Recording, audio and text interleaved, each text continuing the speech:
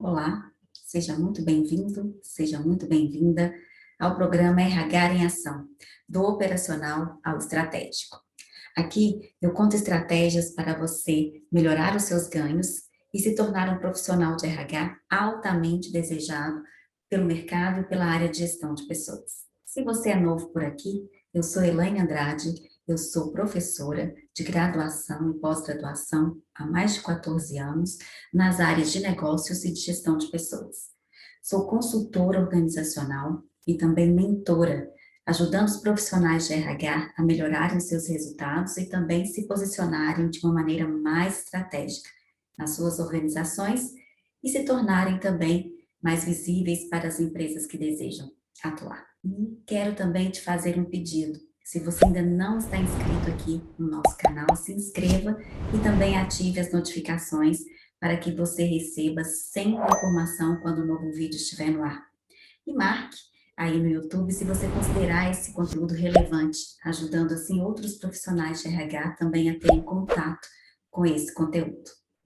O nosso tema de hoje é cultura de inovação. E o que é cultura organizacional? Acredito que muitos de vocês já devem ter ouvido aquela célebre frase do Peter Drucker, que é cultura como estratégia no café da manhã. A cultura é esse alicerce, na verdade, ela pode se tornar aí um grande inimigo, um impacto forte negativamente, considerando as estratégias do negócio e também os objetivos que essa empresa deseja alcançar, tornando assim, ao invés de um parceiro efetivo, um obstáculo a ser aí suprido. A cultura, ela representa uma série de atributos que tornam esta organização diferenciada no mercado de trabalho, mas também vai ser aquela cola que vai conectar as pessoas dentro do negócio, fazendo com que todos atuem com foco num propósito claro, também direcionando aí as prioridades que cada área, cada indivíduo dentro da organização precisa estabelecer para alcançar os resultados da organização.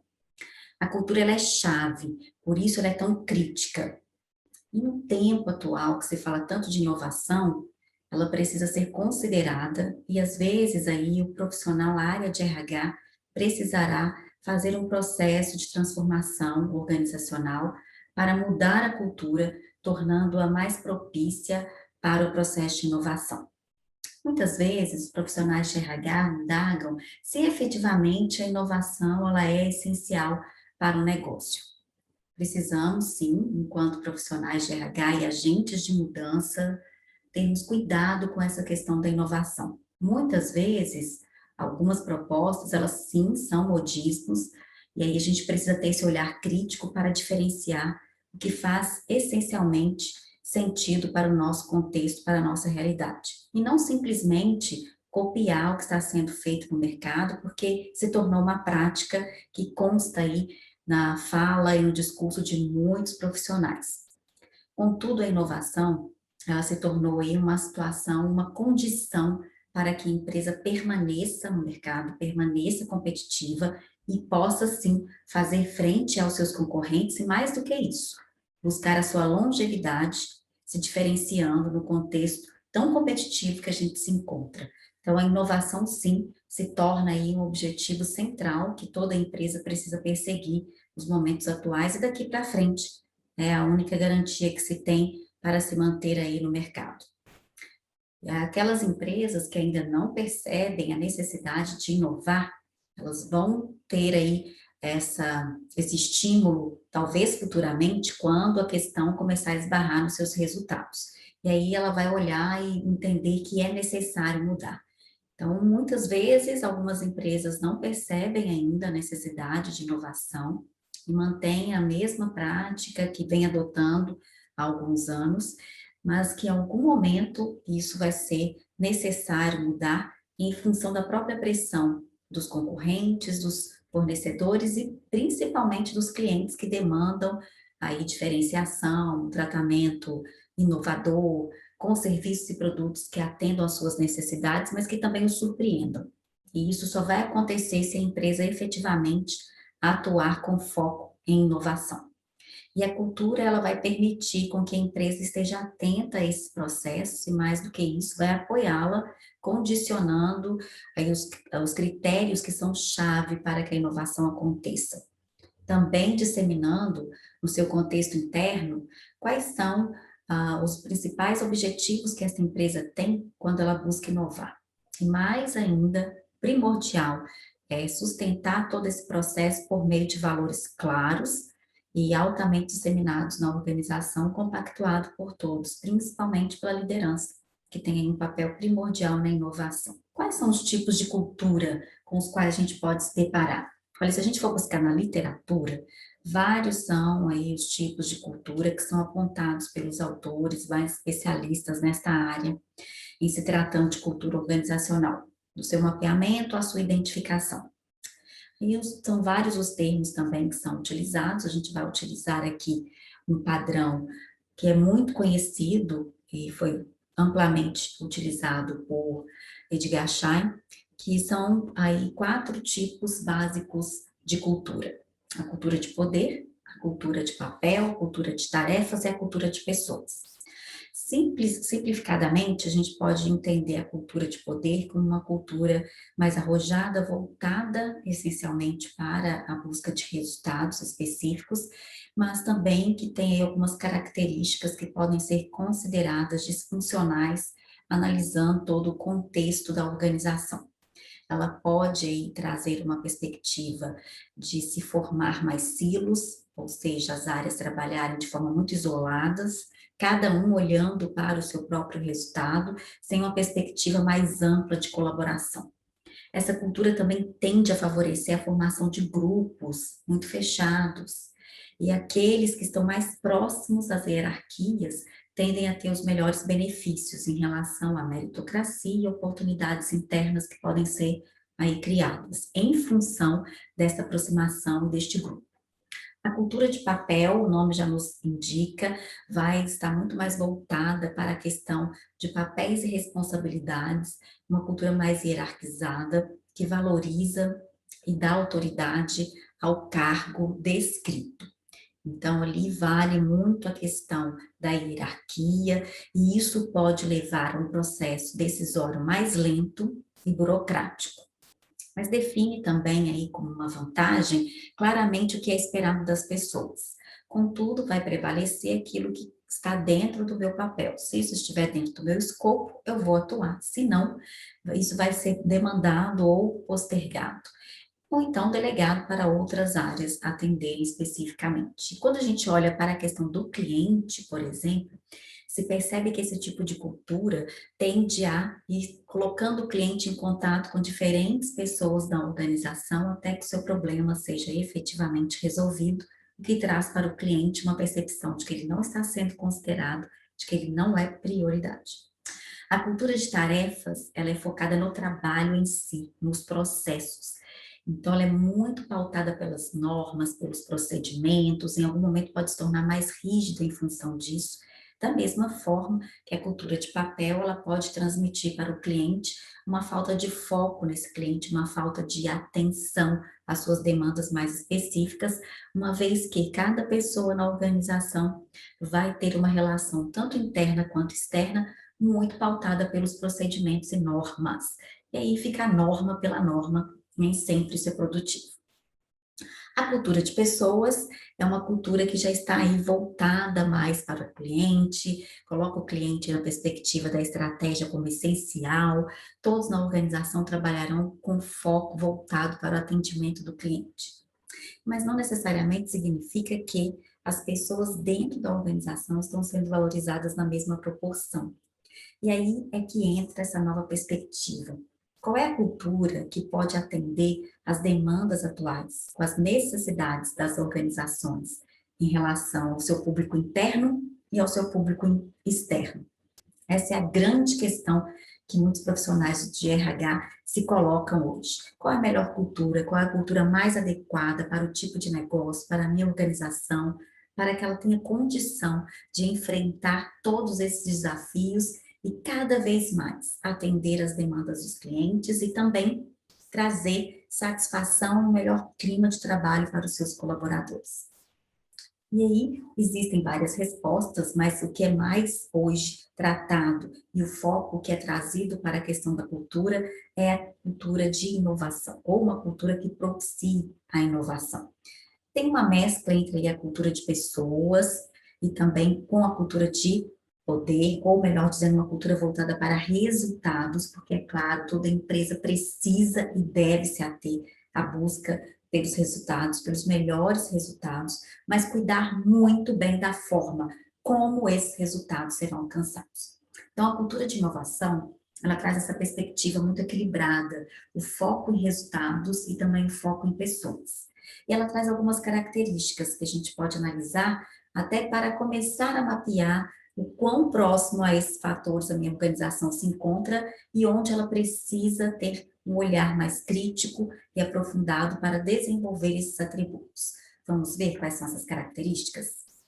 Os atributos de uma cultura que está voltada para a inovação podem ser aqui resumidos e classificados como 4 grandes dimensões: a colaboração, a autonomia, a experimentação e o foco claro em clientes. A colaboração está muito pautada na perspectiva da diversidade, valorizar equipes cada vez mais multidisciplinares na sua diversidade como um todo. Além da diversidade étnico-racial, além da diversidade de gênero, também a diversidade demográfica, que considera aí diferentes gerações e valorize o conhecimento de cada uma delas, estimulando com que essa geração ela possa conviver de uma maneira integrada com todos dentro do time. A diversidade também de pensamento. Com base nessa diversidade, aí a empresa pode efetivamente considerar que ela tem um espaço profícuo para a inovação. A inovação ela acontece sobre 2 bases, a diversidade e o conhecimento. Então, é primordial que tanto a aprendizagem como essa diversidade ela esteja presente no ambiente da organização. Ter clareza dos valores sobre os quais essa cultura vai ser construída e também sedimentada. Identificar quais são os valores-chave para esta organização e verificar, fazer uma análise de compatibilidade, o quanto esses valores estão presentes hoje no dia a dia do fazer diário, na execução das tarefas por parte dos colaboradores, o quanto eles têm clareza dos valores que a organização ela preconiza para a condução dos seus negócios e reforçar os valores desejados nesta cultura. O líder, ele passa a ser esse grande guardião dos valores, das práticas, dos valores no dia a dia. Portanto, a liderança, ela é o principal canal para que esse processo ele seja conduzido em todo o âmbito organizacional. Além de, claro, incentivar e estabelecer uma relação de confiança entre os membros. Sem esta confiança, não vai acontecer aí a troca, o compartilhamento de conhecimento, uma vez que as pessoas não tendem a confiar umas nas outras. É preciso, então, o RH e aí toda a liderança, o business partner como agente de mudança, assegurar que as pessoas criem uma relação de confiança umas com as outras, com a liderança, da liderança para o seu time e destas também para a empresa. Confiança, ela é um fator primordial para que tudo isso efetivamente possa ser construído e alavancado. Sem essa base de confiança, fica mais difícil estabelecer também um processo inovador genuíno. As pessoas tendem a se manterem mais reservadas, inclusive em relação à experimentação. E a ideia da cocriação, fazer com que times cada vez mais multidisciplinares, aí nos modelos de squads ou squad, trabalhem de maneira cooperativa e cada um possa contribuir com o desenvolvimento de novas ideias, a implementação dessas ideias no dia a dia.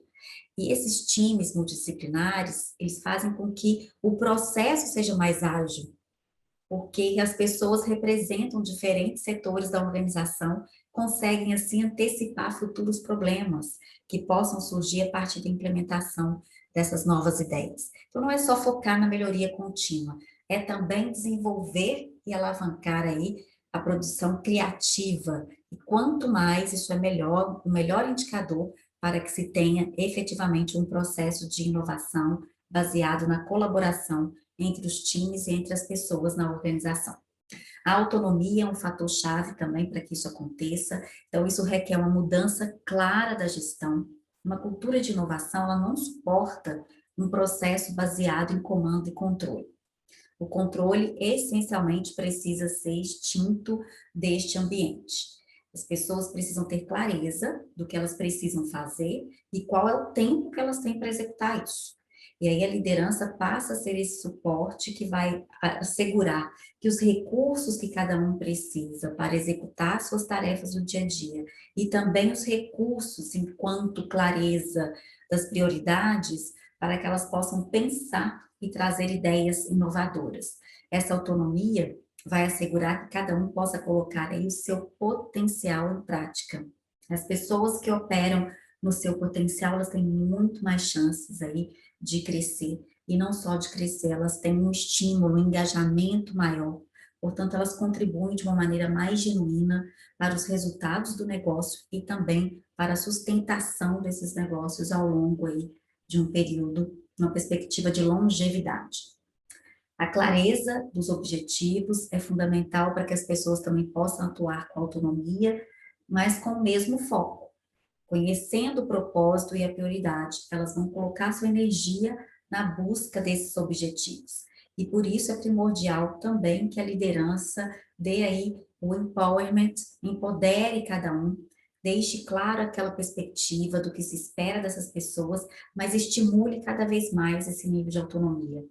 A iniciativa, para que as pessoas possam protagonizar os seus resultados, mas também antecipar cenários que sejam prejudiciais à organização e tenham sempre uma perspectiva de buscar inovar. Trazer elementos que são chave para o sucesso do negócio hoje, mas também trabalhando na perspectiva do futuro que vai ser construído aí pela participação genuína de todos. O foco explícito e claro no cliente, trazer esse cliente para a estratégia, não é algo de hoje. Não é só da cultura de inovação. Isso sempre fez parte, mas atualmente isso é essencial. Ter foco, ter empatia total no cliente é que vai sustentar os negócios e também trazer diferenciação. A empresa que mais rápido perceber isso e implementar estará à frente. Assim como na perspectiva interna, em que trazer diferentes pessoas de diferentes áreas para participar da criação de soluções para o cliente, para a melhoria dos processos, o cliente também deve fazer parte na hora de criar essas soluções. Porque você minimiza aí a questão de erro, já consegue perceber aquilo que vai atender efetivamente às dores, às necessidades desses clientes, antecipa questões que lá na implementação talvez não dê tão certo, e a gente consegue fazer isso aqui durante o processo de elaboração, de criação, de prototipação, no processo de soluções efetivamente voltadas para o cliente. Então, co-criar é a grande questão do momento. Co-criação significa fazer com que as pessoas que vão ser impactadas por este produto, por uma solução, pelo serviço, participem desde o momento da concepção da ideia.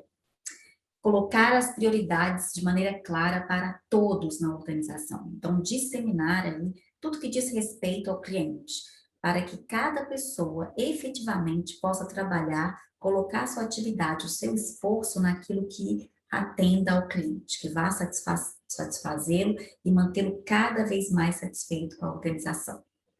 E tendo um canal claro de escuta, o feedback é primordial. As questões relacionadas à perspectiva de pesquisa de satisfação, a ouvir o cliente verdadeiramente, isso são fatores cada vez mais diferenciadores de uma gestão inovadora. A experimentação, então há aqui no momento duas vertentes de gestão de negócio. Aquela que vai fazer com que o dia a dia aconteça efetivamente, assegurando a rentabilidade, é a gestão da rotina.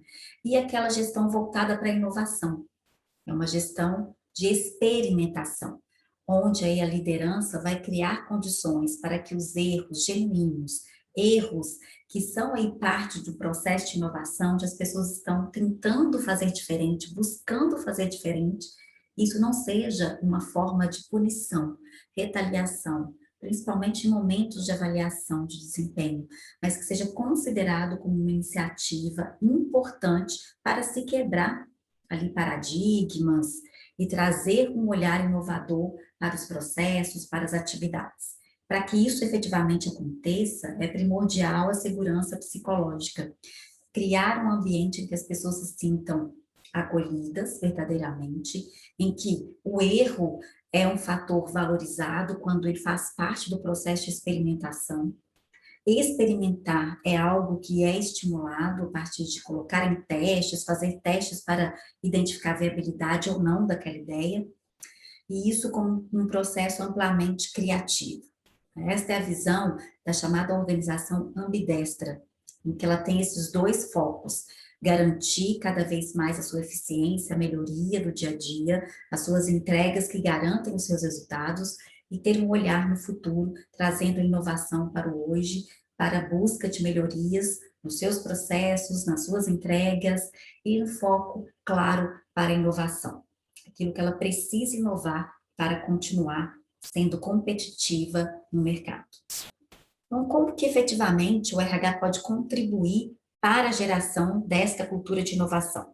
Principalmente atuando em três blocos importantes: a aprendizagem, a criação de uma nova mentalidade e o desenvolvimento de liderança. A aprendizagem significativa, ela vai representar aí um ambiente altamente capacitante, onde as pessoas possam aprender umas com as outras, à medida que trabalhem cada vez mais de forma integrada e integral, compreendendo o seu propósito ali, com a clareza dos objetivos e principalmente a partir dessa experimentação. Experimentar rápido e aprender mais rápido ainda com os possíveis erros e também com os acertos. Aquilo que precisa ser incorporado e aquilo que precisa ser modificado. A aprendizagem significativa, ela está altamente relacionada com o olhar para aquilo que é necessário ao atendimento ao cliente e as melhorias que precisam ser implementadas no dia a dia da organização. A mudança de mentalidade e de mindset para um mindset de crescimento, entender os aspectos individuais para que cada pessoa, aí como dizia Peter Senge na sua quinta disciplina, possa desenvolver a sua maestria. Então, é apoiar no desenvolvimento claro do indivíduo, identificando seus potenciais e fazendo com que ele tenha clareza a respeito dos seus pontos fortes e como utilizar esses pontos fortes na melhoria do seu trabalho, do seu desempenho, portanto, também aí na busca e identificação de questões inovadoras para o ambiente daquela organização. E a liderança, uma liderança efetivamente inspiradora, um líder inovador que também tenha clareza da visão do negócio e possa compartilhar esta visão para a sua equipe.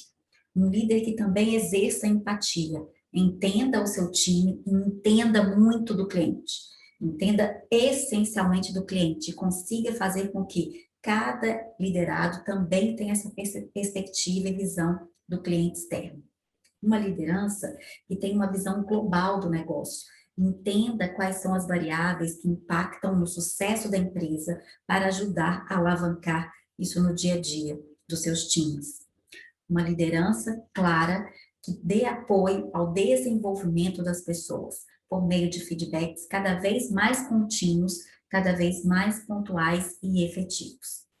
Então, pode-se perceber aí que a questão da cultura de inovação requer tanto o entendimento da cultura que está vigente nesta empresa e buscar identificar os pontos que são chave de mudança para que a cultura de inovação seja efetivamente implementada. Então, a partir do que vimos, a gente pode concluir que a cultura de inovação, ela cria um espírito claro de colaboração e de unicidade no contexto do negócio, uma troca efetiva de conhecimentos, traz uma visão clara de propósito, transformador massivo e uma visão clara de futuro, fazendo com que as pessoas atuem também de uma maneira coesa para o alcance dessa perspectiva de futuro e faz com que a liderança assuma cada vez mais um papel de líder inspirador, apoiando, fornecendo os recursos necessários, dando clareza ao andamento deste processo e assegurando o ambiente propício à inovação. Então é isso, eu vou ficando por aqui. Eu espero que você tenha gostado do nosso conteúdo de hoje. E se você ainda não se inscreveu, se inscreva aqui, acione as notificações para você receber sempre a informação quando o conteúdo novo estiver no ar. E a gente se vê numa próxima aula. Até lá!